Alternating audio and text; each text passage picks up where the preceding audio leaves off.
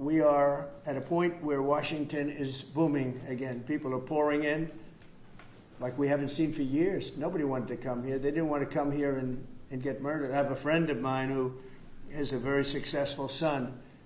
And I said, where is your son going to be this weekend? He said he's going to Washington with his friends. I said, really? Yeah, he's wanted to do it for 4 years, but he couldn't do it because it was so unsafe. And he's a tough kid, too. It's so unsafe. And he ended up staying 3 nights, going out to restaurants all 3 nights. He said it was so beautiful, so peaceful, because all the criminals are either arrested or they're hiding, and we're finding the ones that are hiding. So, thank you very much, Steve. You know, in Los Angeles, Beverly Hills is, a great place. I have a house there. I had a house there. I used to stay a lot of time, spend a lot of time there. And a great place. Do you know that I have friends, they leave their trunk open for their car because they know they're going to be vandalized. They don't want the trunk ripped off in order for them to steal what's in the back.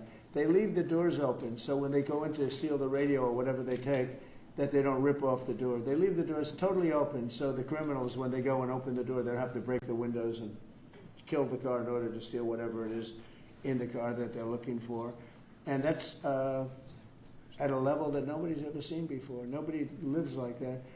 I have another friend, he has a garage, and in order to save his garage door, he leaves it open so that people can just walk into his garage, take whatever they want, and leave.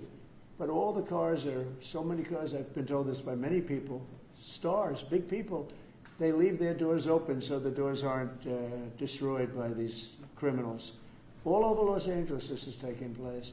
You know, when you see a dirty city, it's like I don't know, it became the #1 thing viral. I said my father is a smart guy, he's a great guy, he's a loving, wonderful father, but he could be a little on the tough side. He told me that, son, when you walk into a restaurant and you see a dirty, filthy door going into the restaurant, don't go there because the kitchen's dirty also. When they see a dirty Capitol, the rest of the world, they lose a lot of respect for our country. This Capitol is going to be so beautiful. We're going to have new poles, new lights, new fences. It's stuff that, when you add it up, it's money, but it's peanuts compared to what we're talking about. And we're also going to have great safety. I watched a man from Maryland who said to me, I mean, sir, you're the greatest president. You're doing an unbelievable job. What a great job. Governor Moore, has anyone heard of him? Mm-hmm. He's another hopeful for president. I don't think so. But I met him, and I didn't realize it was on camera. Did you see they caught him on camera? I was at a game, I don't know, like the Army-Navy game or something. And I met him in a hallway. And as usual, you do your job very well. One of these great cameramen had it on tape. But I met this gentleman. I never met him before. Sir, you're doing a great job. You're doing an unbelievable job. Thank you very much. But then he goes on television and says, oh, Trump is a dictator. He's a dictator.